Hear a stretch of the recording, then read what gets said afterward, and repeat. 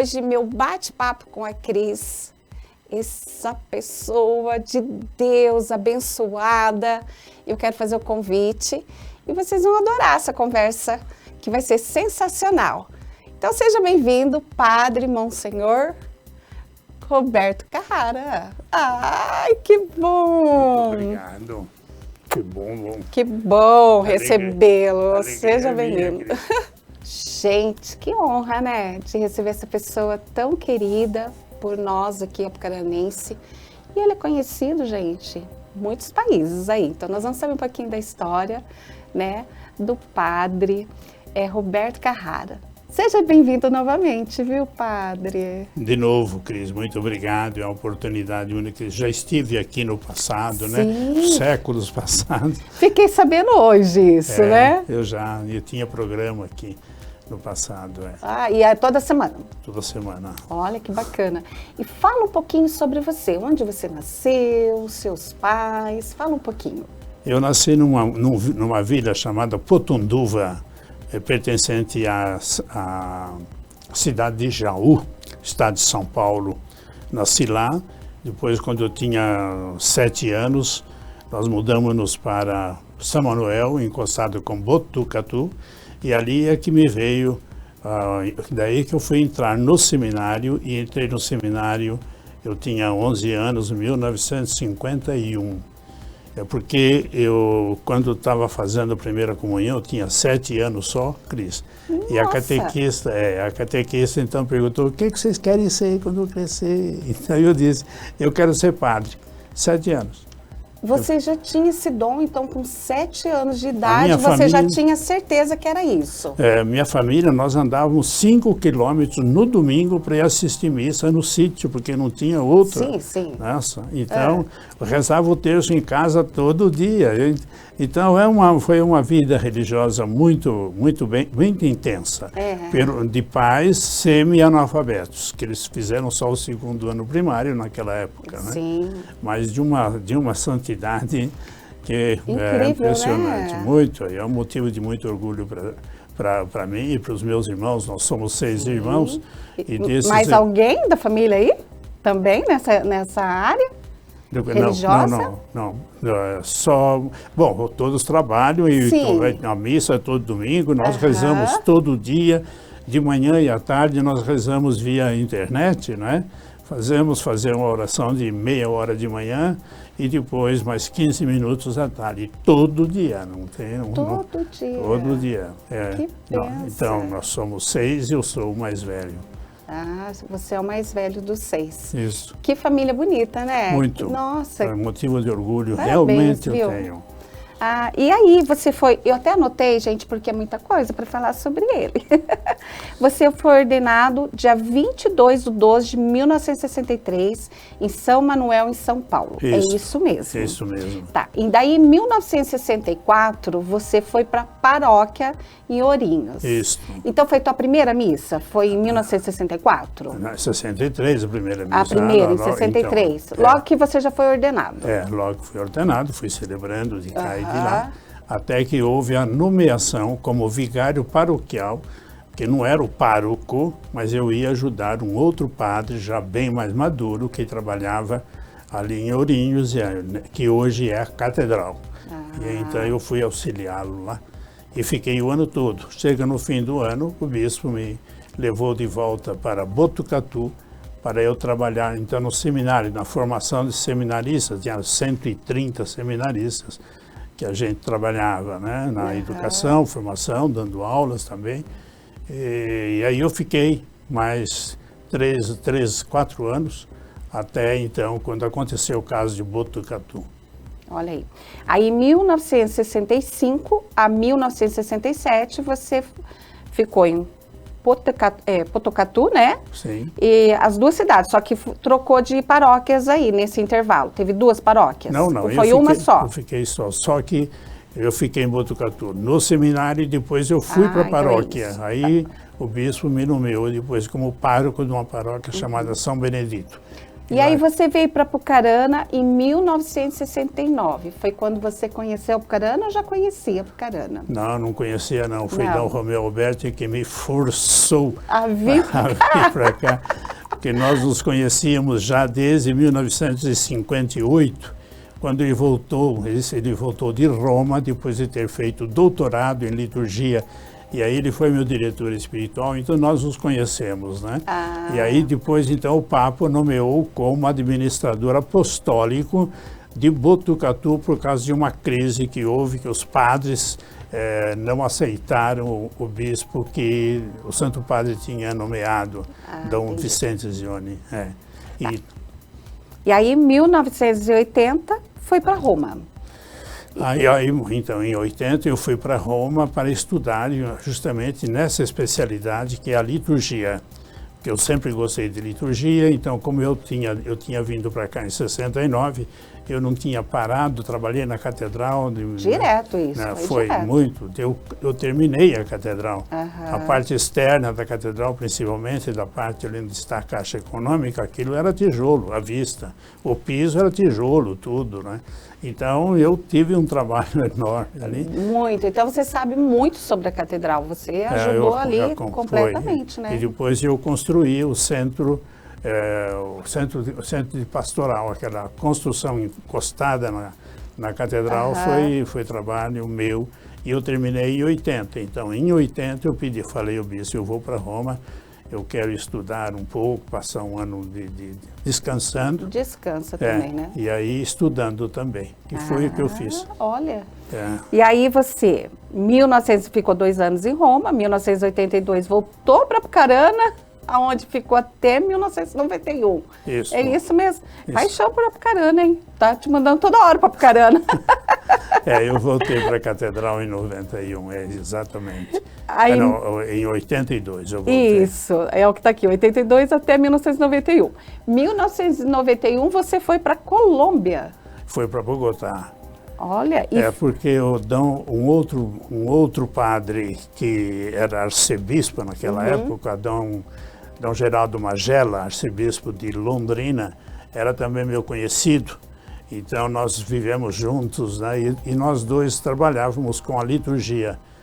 E agora ele foi eleito o presidente do Departamento de Liturgia da América Latina, chamado CELAM, que é a Conferência Episcopal Latino-Americana. E a sede era em Bogotá.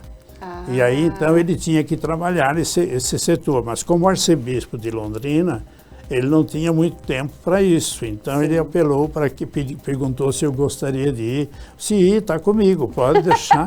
E você foi. Que eu vou para lá. E aí eu fui para ficar 4 anos, né, cuidando da liturgia de 22 países da América Latina. Nossa, são 22. Bastante, hein? Bastante. Então eu girei esses 20 países. Só não fui em Cuba e em Haiti. Mas nos outros todos eu fui, dei curso, organizei, preparei, visitei, etc, etc. Né? Nossa, muito, né? Aqui tem mesmo. Eu anotei aqui que você conheceu mais de 20 países, então foi através da... 20 países na América Latina. Eu já visitei mais de 45 países. Nossa, é muita coisa. É por causa do trabalho que eu tive. Por causa do trabalho, né? E também um pouco de turismo, que eu organizei algumas viagens. Quantas línguas você fala hoje? Não, hoje eu somente falo 2, né? Eu falo italiano e falo português, mas eu trabalhei com 5 línguas. Eu trabalhei com o italiano, com o espanhol, com o português, com o francês, um pouco com o inglês e o latim. O latim foi a língua que eu trabalhei muito por causa dos documentos da igreja que vinham todos em latim. Você também comentou aí sobre a questão das línguas. Você chegou a rezar várias missas também em outras línguas. Ah, sim, isso sim. Nossa, que interessante. O francês e depois... O espanhol. O espanhol, muito, porque o inglês. Quando eu estava, então, no CELAM, aconteceu a 4ª conferência latino-americana da América Latina. Então, todas as autoridades da América Latina, de todas as dioceses, são muitas, né? 20 e 22 países, mas sim, aí são mais de 50. Quantas dioceses nós temos no Brasil?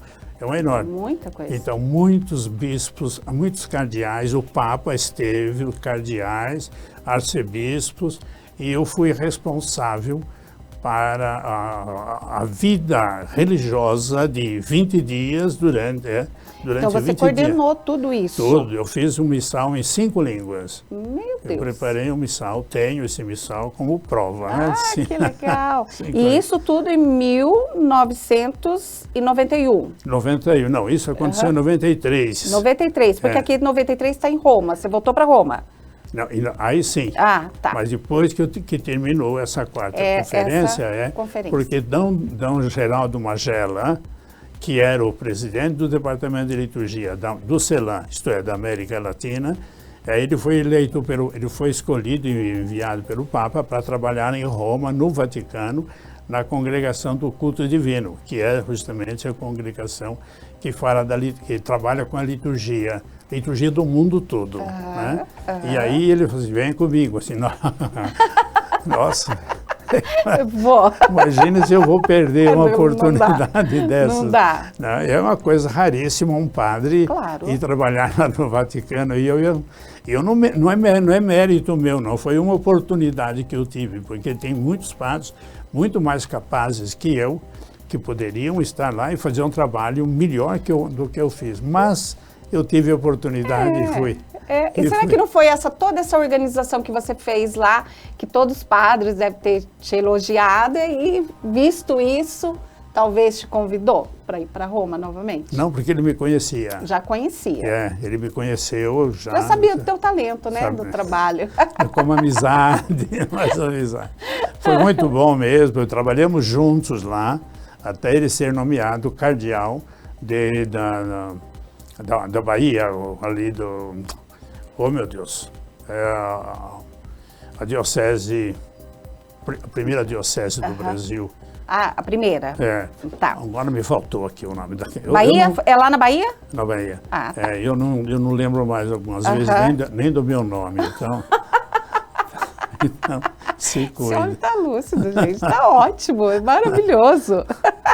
2008, você voltou para Apucarana de novo, catedral. Por causa dos 70 anos, o Papa, então, no Vaticano, os padres trabalhamos até 70 anos, os bispos até 75, os cardeais até os 80. Então, isso é a regra e a norma do Vaticano. Então, completando os 70 anos, eu voltei. Aí, então, eu voltei para Apucarana, porque era aqui que eu tinha vivido durante tanto tempo e conhecido, porque eu nunca deixei de vir para Apucarana. Eu vinha 2 vezes por ano aqui, para o tempo das férias. Então, eu estava por aqui celebrando, visitando, entendeu? Alimentando ainda essa amizade. Então, não me esqueci nunca de Apucarana. Então, para mim, voltar para cá foi aquilo que eu coloquei para o bispo. Se é para ficar em Apucarana, eu volto. Senão, eu vou para outra diocese. E aí, então...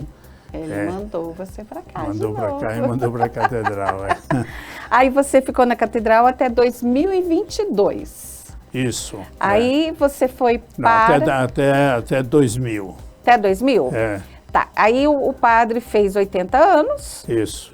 Então, aí a regra também. A regra, né? O bispo, então, não é que deve, mas é a época que os bispos, então, mudam os padres da diocese, então, deixam de ser párocos para serem vigários paroquiais. Isso é, não mandam mais em paróquias, mas estão numa paróquia trabalhando e ajudando aquele que cuida da paróquia. Então, ele me tirou, então, da catedral e eu, então, assim, bom, eu vou ficar uns 2 anos com a minha família, que eu estou longe da minha família já faz muito tempo. Então, fui para Jundiaí e lá eu fiquei 2 anos. Aqui está 2022, aí você foi para Jundiaí. Em 2024, você voltou para Apucarana. Não, eu voltei em 22, porque eu saí em 1920. Né? 2020, melhor. Depois eu voltei, 2022 eu voltei e estou aqui agora Aí você foi para a Igreja Coração Eucarístico? Isso. Fui lá pra lá. Hoje você está atendendo na Igreja Cristo Profeta. Cristo Profeta. Olha que bacana. E lá você também, missas, como que é? Ou não? Você não reza mais missas na ou muitas? Nossa, como que é? Não posso deixar de rezar. Como padre, a Santa Missa é diária, né? Diária.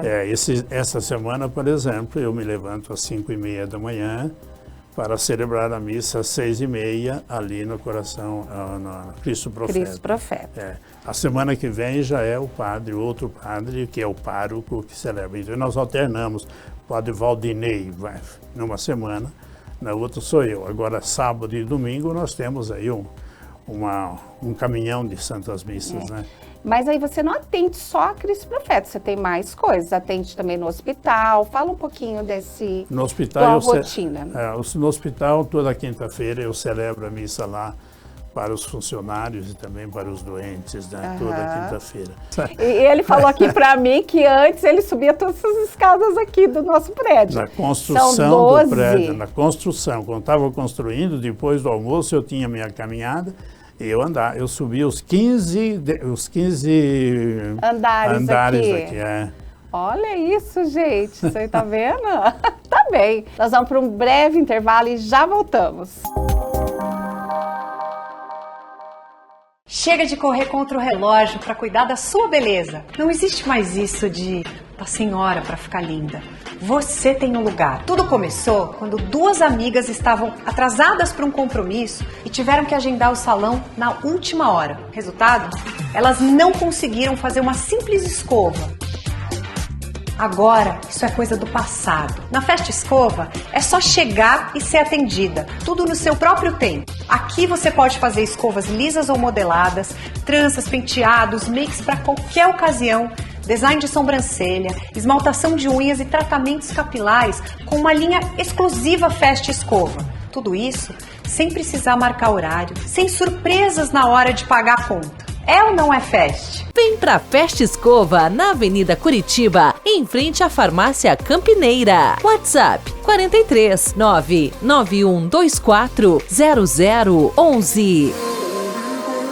Sou Mauro Garcia, sou dono da Garcia Imóveis. Tenho muito tempo de corretor aqui na cidade. Conheço muito bem o mercado imobiliário de Apucarana e da região. Portanto, se você quiser fazer um investimento para residir ou para investimento, nos procure para comprar uma casa, um apartamento, uma chácara, um sítio, uma fazenda. Estamos à disposição aqui em Apucarana, no endereço Professor João Cândido Ferreira, 173, sala 6 do edifício CESAC, em frente ao Prédio da Onça ou a Cascata. Falei rapidinho, voltando aqui com esse assunto maravilhoso, né? Conhecendo um pouquinho mais sobre essa pessoa maravilhosa, o padre Roberto Carrara. Eu gostaria de saber, padre, sobre as creches que você ajuda. Eu sei que antes eram 3, agora são 2. Você pode falar por que agora são só 2 e a outra não? E aí a gente vai comentar um pouquinho, né? Quais são as idades dessa creche, as verbas que foi levantada. Então, primeiro de tudo, quando eu cheguei aqui, já existia uma creche que era dirigida pelas irmãs religiosas. Elas, então, essa creche, a estrutura dela eu comprei das irmãs quando elas foram embora. As irmãs me venderam, mas cobraram somente o preço da construção. O terreno elas ganharam, então elas não me venderam. Então, Sim. Isso foi em 83. Há bastante tempo. Em 83, então, elas saíram e eu assumi a creche delas. Eram 100 crianças. E era de que faixa etária? Só criança? Crianças, tá? Uhum. Desde aqui em Apucarana. Aqui em Apucarana. Fica ali do lado da casa da Polícia Militar, ali vindo um pouquinho para cá do Cerávulo. Ah, sim. Ali, né? Ali é que era a creche continua, porque eu comprei, pertence à diocese ainda. Certo. Então ali nós tínhamos 100 crianças. Eu alimentava com o trabalho aqui na cidade. Então eu fazia campanha e as pessoas me ajudavam e eu mantinha de graça essas 100 pessoas, essas 100 crianças. Só que mais tarde eu fiquei sabendo que quem ia para a minha creche de graça também era até filho de dentista, filho de coisa assim. Aí pessoas que não precisavam, né, no caso. Então, o que a gente fez? Então, eu fechei a creche, mas eu continuava a alimentar as famílias, então eu mandei fazer visitas a essas casas e ali, então, o que precisasse, então nós tínhamos cestas básicas. Então, nós distribuímos em torno a 280 cestas básicas todo mês. Nossa, é muita gente também. Muita gente, entendeu? Depois, então, quando eu vi que as pessoas iam buscar as cestas básicas e pegavam o carro para ir embora, eu falei, tem coisa errada aí. Aí, então, eu tenho um amigo nosso aqui, não é? Sim. Que é o Juscelino Marcato. Ele, então, é que assumiu tudo isso e continua trabalhando até hoje nessa promoção humana. Eu pedi, vai visitar as famílias. Se as famílias necessitarem, nós vamos ajudar. Mas se não necessitarem, então não. Mas aí o dinheiro que a gente tinha era tirado do CEPRUSB. O CEPRUSB é aquela construção onde era um hospital chamado Menino Deus. Sim, então, perto do Cerávulo ali. Exatamente, encostado. E ali nós tínhamos essa padaria, uma padaria, e nós produzíamos esse pão, nós vendíamos à cidade, o lucro era todo para alimentar, então, essas famílias necessitadas. Olha que... Foi realmente um trabalho. O trabalho não foi uma resposta muito bonita por parte da população de Apucarana. É porque algumas pessoas até perguntam, por que fechou? Tá aí a explicação, né? Porque tinha muitas pessoas que não tinham necessidade de estar ali na creche, né? Aí você fez esse trabalho separadamente. E sem deixar de atender os que precisavam. Sim, entendeu? Aí porque foi separado. Nós tínhamos esse trabalho, realmente foi muito bonito. Aí, então, né, eu fui para Roma, então, em 91, né? Sim. E quando eu saí, a creche estava para fechar porque não tinha... O padre que ficou não trabalhava nesse setor. Então, estava faltando dinheiro. E a Lídia, então, que era a secretária aqui da catedral, então ela falou comigo que nós vamos fechar. Se não, deixa. Eu vou fazer um trabalho em Roma. E aí, então, em Roma, a paróquia em que eu habitava, eu vivi 15 anos, era a paróquia mais importante de Roma. Você imagina que o meu coroinha era o ministro da Economia e Finanças da Itália. Olha aí, o ministro, você imagina? Quanta gente, hein? Depois importante. O secretário do Berlusconi, que era o presidente, o secretário dele também frequentava toda semana a Santa Missa e a mulher dele era catequista. Eu atendi a confissão da atriz mais importante da Rai Uno, lá em Roma. Você imagina então essa paróquia, né, do alto nível. Nível eu estou alto. dizendo isso por quê? Porque quando eu cheguei nessa época, então eu apelei para eles lá. Você foi buscar a verba, pediu para eles. Nós temos uma creche, a situação é um pouco delicada, então nós precisamos de ajuda se vocês quiserem ajudar. E aí, então, eu criei lá um instituto chamado assim, Adoção à Distância. Isto é, o casal adotava a criança, mas a criança permanecia aqui, mas eles me davam o dinheiro para dar para a criança, mas eu não dava para a criança, eu dava para a creche, porque se eu desse para a criança, o pai ia fazer um outro uso desse dinheiro. O que a gente precisava era do dinheiro para alimentar a criança. Entendi. Então, você veja, depois... É um trabalho, né? Porque foi bonito, foi bonito. Não, além de ser bonito, é trabalhoso, porque aí você tem que pensar, não, eu não posso dar para o pai, porque aí vai gastar com outras coisas e a necessidade é a alimentação. Não, é alimentação. Porque o hospital, isso já foi... Quando eu estava fazendo isso, eu estava voltando para Roma, e uma das irmãs, chamada Irmã Cecília, que começou a reestruturação do Hospital da Providência, quando eu cheguei era de madeira, depois ela veio e começou a construir, aí ela foi transferida para Ribeirão do Pinhal. Então é por isso. Agora nós vamos falar das outras creches, então é por isso então, que você... chegou até nessa cidade. Certo. Então, estava voltando para Roma E a irmã me disse, olha, vamos ter que fechar a creche aqui, porque, veja, quando nós chegamos aqui, a creche, o setor de criança do hospital estava totalmente cheio. Então a gente tinha que alimentar essas crianças para mandar embora para casa. Mas eles não tinham o que comer lá, eles tinham que voltar novamente. Veja bem, que situação. Veja bem o que é que aconteceu. Isso aqui é marcante, eu não me esqueço. Então eu estava, quando eu vi essa situação, assim, deixa que eu vou dar continuidade ao trabalho que eu estou fazendo para Apucarana, eu vou fazer essa campanha. Fiz a campanha e mandei os primeiros 10 mil reais para lá. A cozinheira me escreve dizendo, padre, o senhor não faz ideia do que acontece agora aqui, porque chega a mãe me trazendo a criança e pedindo, por favor, dê um pouco de comida para o meu filho, minha filha, porque eu só dei água com açúcar.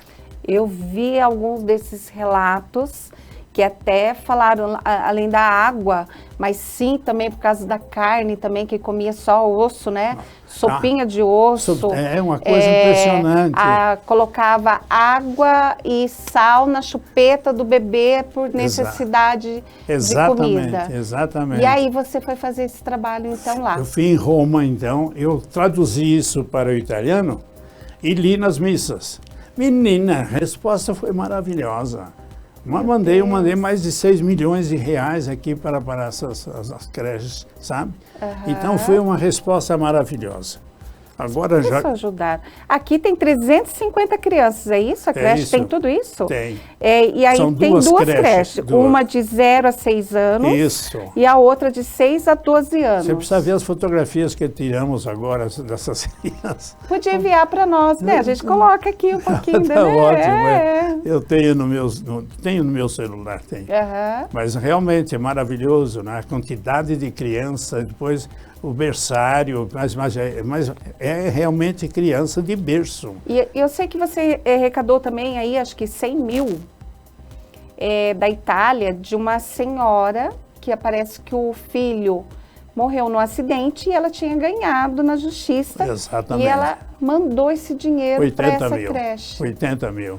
80 mil, não 100 mil. Mandaram para mim e eu, então, entreguei na creche e lá foi construída uma sala com o nome do filho dela, a fotografia do filho dela lá, tirei a fotografia e mandei para ela, dizendo, isso aqui que nós construímos com o dinheiro recebido, com esse grande presente que você nos deu. Nossa, que presente, né? Das duas partes, para ela também, com certeza.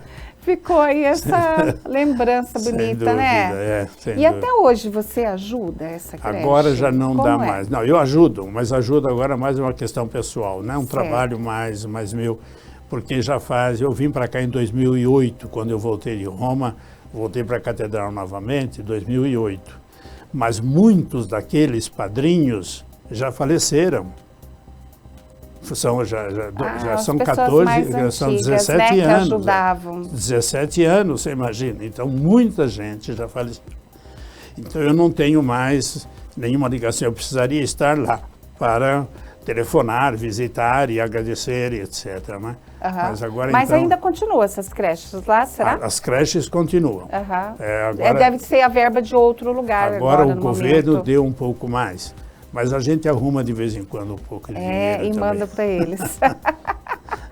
Porque também não é fácil. Eu acho que deve chegar muita gente na igreja e falar assim, preciso, necessito. E aí você vai estudar, vai ver fundo, a pessoa de repente nem precisa, né? Mas é verdade. Então, deve ter muito disso. Muito. Então é isso que realmente nos deixa a gente na interrogação, né? Mas até que ponto você precisa? E aí, então, se for visitar, já não é a mesma coisa. Então, você veja essa questão da creche não, das cestas básicas. A pessoa não precisava, mas ia, buscava e depois vendia, né, naturalmente. Nossa, é um absurdo, né, então, gente? Tirar de quem precisa, né? De quem precisa. Então, foi isso que realmente que nos fez tomar essa atitude. Gente, nosso tempo é curto, mas eu já falei com o padre aqui. Nós vamos continuar o nosso papo, para a próxima terça ainda. Então, vocês assistem, vai ser em 2 partes, tá? Então, até mais, daqui a pouquinho a gente fala de novo. Obrigada! Chega de correr contra o relógio para cuidar da sua beleza. Não existe mais isso de tá sem hora para ficar linda. Você tem um lugar. Tudo começou quando 2 amigas estavam atrasadas para um compromisso e tiveram que agendar o salão na última hora. Resultado? Elas não conseguiram fazer uma simples escova.